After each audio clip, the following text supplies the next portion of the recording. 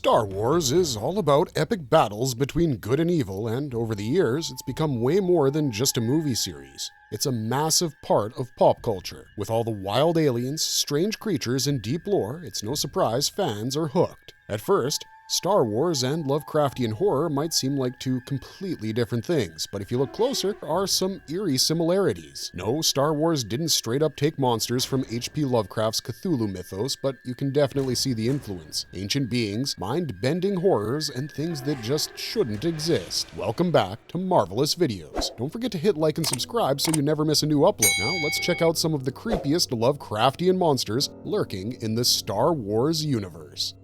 Abeloth. Abeloth, alias Bringer of Chaos and the Destructor, is the beloved Queen of the Stars. This extremely powerful entity is ancient in origin. These are some of the most common themes of Lovecraftian monsters. Abeloth was once a mortal who was born to serve the mortal forms of the Celestials, a son, a daughter, and their father. In a mountainous forest world, the father was distressed by the constant friction between the son's darkness and the daughter's light. Abeloth doted on the father, helping the son with his destructive energies and kept the siblings distracted. Near the font of power, the young son and daughter engage in a heated argument in front of the father. Abeloth was immortal and thus was aging. Abeloth secretly drank from the font to revive her youth and swam in the pool of knowledge. When the father finds out about Abeloth's defiance, the father was furious. And when Abeloth tried to suppress the son and the daughter, the father intervened and protected the siblings before leaving the planet with them. Now, Abeloth had immense power, but her family abandoned her. Her situation pushed her over the edge of sanity, and she burned with the desire to be loved. Her anger struck the planet like lightning, dramatically disturbing the ecosystem.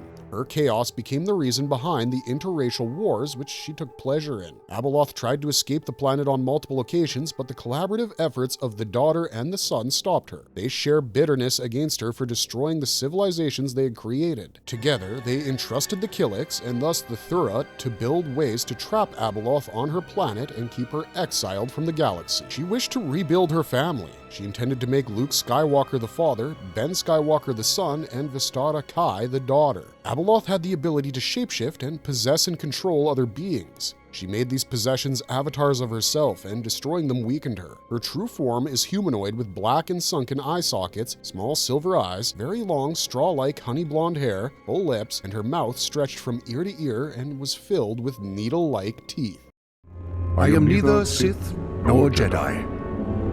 I am much more. The Ones. The residents of Mortis, the Ones, are also known as the Mortis gods. This family of Force wielders included the daughter, the son, and the father. The daughter chose the light side of the Force, while the son chose the dark. The father maintained the balance of the Force. As long as the father is alive, the siblings are immortal. The only weapon that can kill the Ones is the Dagger of Mortis. The daughter can shapeshift into a griffin and the son into a gargoyle. The son gradually was influenced by the dark side's corruption and threatened the Force's balance. The father finds out the Chosen One from Jedi legend, Anakin Skywalker, was prophesied to bring balance to the Force. The father lures Anakin and his team to the planet Mortis so that Anakin can take his place, but the son was against that idea and tried to stop his father. The tensions between the siblings grew to the point that the son loses himself to his lust for power and attacks his father, but the daughter takes the strike and dies instead. Though the son fled, he continued to attempt to stop Skywalker from fulfilling his destiny. In the Mortis monastery, the father tries to make his son realize his mistake but fails. Seeing no other choice, the father stabs himself with the Dagger of Mortis. Skywalker took that opportunity to kill the son. With the father gone, the realm of Mortis disappeared. Now Skywalker knew his fate as the Chosen One.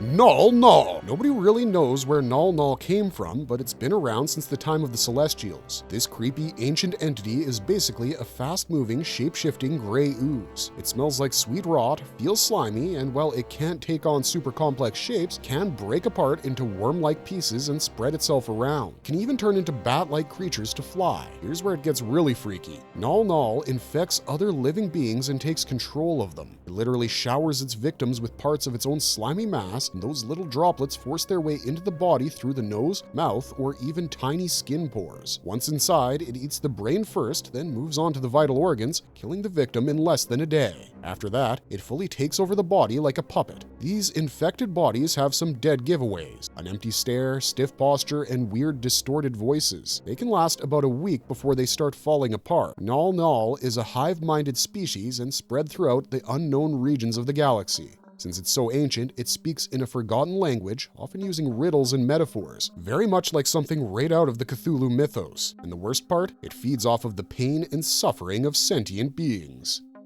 Starweirds. This is a species of celestial humanoids that inhabits only the vacuum of space. They're tall and skinny and have sharp and long talons. They have white hair and brilliant eyes.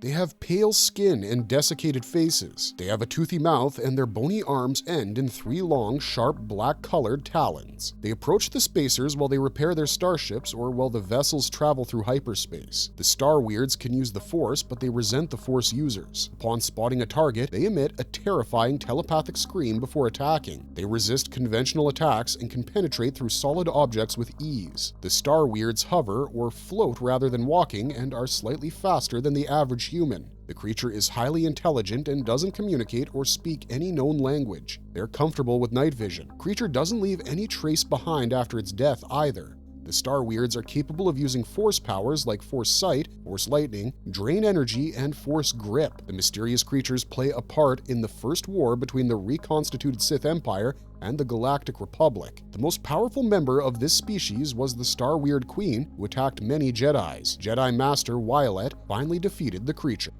Exogorths, space slugs. Exogorths are space slugs that first appeared in 1980 in the original trilogy film Star Wars Episode 5, The Empire Strikes Back. This silicon-based sentient species lives in the asteroid's hull, as large as 10 meters long. They split into 2 smaller bodies to reproduce. If a space slug fails to breed, it grows limitlessly.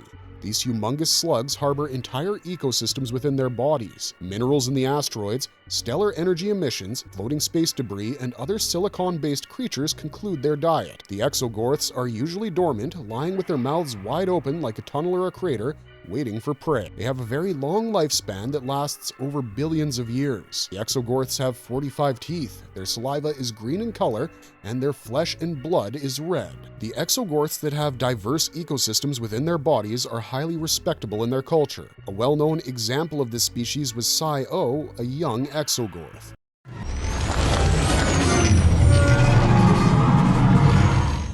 Summa-Verminoth. The Summa-Verminoth is seen for the first time in the Star Wars anthology film Solo, A Star Wars Story in 2018. These non-sentient creatures live in the Akkadi's maelstrom around the planet Kessel. They have many eyes and electrified tentacles which they use to kill their prey. These beings are ferocious eaters and have an insatiable appetite. The Summa-Verminoth is massive in size. Their tentacles have suckers and electrified stingers. The Unknown Regions is a path through the galactic barrier, and in its red honeycomb zone, a subspecies of the Summa-Verminoth live. They are capable of psychic attacks. While trying to travel to the planet Exogorth, Darth Vader and Sith assassin Ochi of Bestoon encountered this subspecies. It was also mistakenly awakened by Han Solo and the Beckett gang. The specimen came to the Maw cluster ages ago. Entranced by the Maw, it fell into a trance. Solo and the gang tried to escape in their Millennium Falcon. The creature chased after them. Solo then used the spacecraft's escape pod to distract the creature. The gravity well pulled the creature. Its power tore the creature's skin, peeling it off its skeleton before it consumed the rest of its body.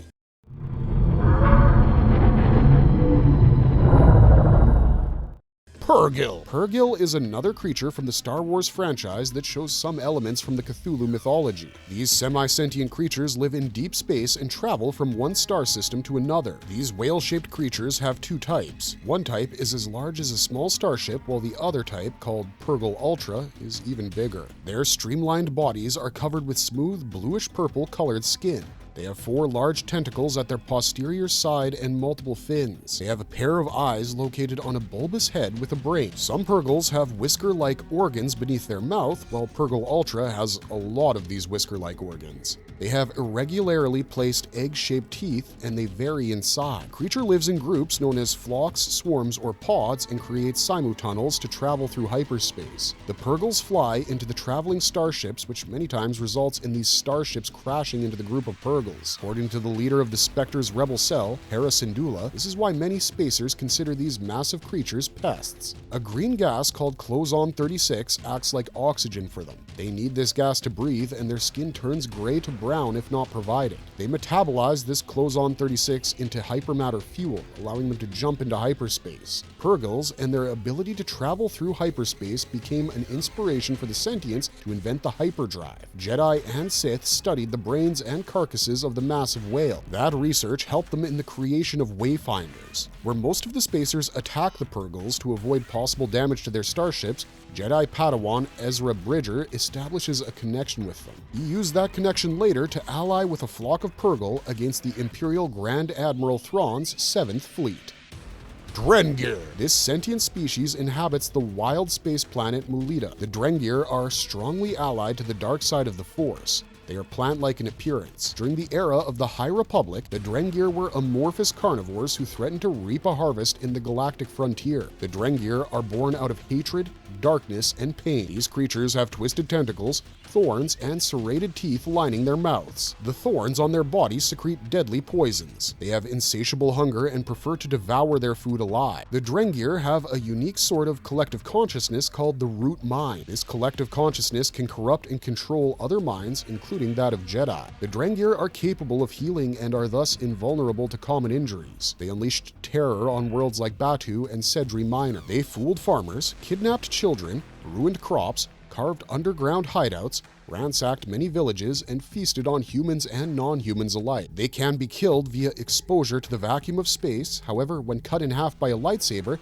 the Drengir can survive with 2 bodies. After ruining an area, they leave withered and blackened vines behind. Waru. The trans-dimensional being Waru comes from a parallel universe to the galaxy. New species in New Republic databases is Waru, who's considered a healer. He uses his blob-shaped body made up of several golden plates for healing. These golden plates make a protective shield over raw, permeable tissue. The gaps between these plates contain thick, viscous liquid. The being has vast interiors where humans can breathe. When Waru was brought into the galaxy by efforts of the crystallizing star Chrysae and the sacrifices and research of the Imperial Procurator of Justice, Hethrir, the being wished to return home. But to do so, he demanded Hethrir bring a being powerful enough to help Waru in creating a path back home. In exchange, Waru would teach Hethrir the mastery over the Force. Meanwhile, Waru stayed at Kresh Station, gained the cult of Waru. Members of this cult visited Waru's temple in the hope of healing and getting rid of their pain with Waru's enigmatic powers. But for healing others, Waru needed life energy to sustain. Hethrir began kidnapping children from the planet. Those who reacted to the Force were added to his army, while those who didn't were sacrificed to Waru. Hethrir finally found the powerful beings Waru needed, the twins, Jason and Jaina, who were actually Han Solo's children. Hethrir decided to sacrifice them and kidnapped them. However, the events didn't go according to plan, and in the end, Waru consumed Hethrir. Only then could Waru create an incision in the space-time continuum. However, whether Waru managed to teleport back to his home or died in the process is unknown. Marvelous verdict! Star Wars has expanded into just about everything. Movies, TV shows, comics, games, novels, and even theme park rides. With all 9 films making it one of the biggest movie franchises ever, it's safe to say that its cultural impact is gargantuan. And while the Skywalker saga even racked up Academy Award nominations, there's something else lurking in the galaxy, creatures that feel straight out of Lovecraft's nightmares. So what do you think? Do these Star Wars monsters give off Lovecraftian vibes, or are we reaching? Drop your thoughts in the comments down below. If you had fun watching, don't forget to like, subscribe, and hit that notification bell so you never miss a video. Thanks for watching, stay safe out there, and have a marvelous day.